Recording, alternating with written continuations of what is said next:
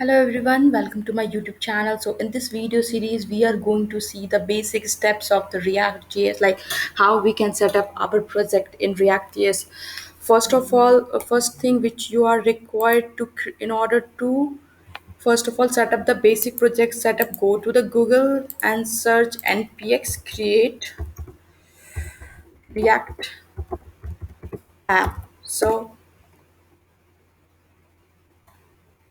in the documentation, you can go over there and see the basic steps like this one. You can copy it from here and go to the command prompt, and this just copy and paste. Now you're going to see a basic React project setup is going to be started. I'm going to pause. It is going to take a lot of time, so I have already created the basic setup, so I'm going to close this one. The next step is, when you are done with this, so there will be a project setup like this one in your a VS Code, and in this you are required to first create a component for whatever the component, or like whatever the thing which you want to create in your projects. So first thing, I have created a navbar, this one. So I have created a component. Within component, I have created a navbar.js. Okay.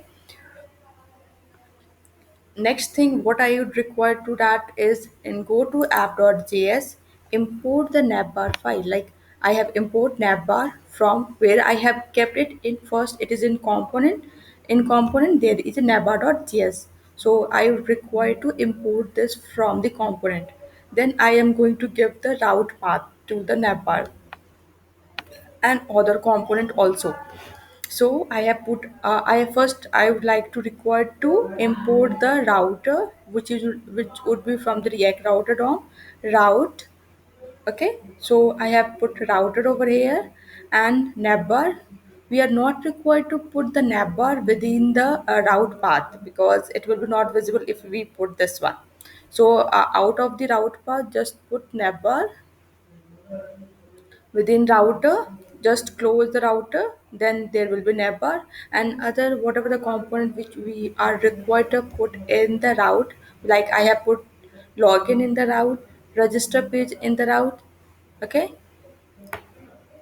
so this is the app.js file which you are required to change after the project setup. After that, in index.js, we don't have required to change anything.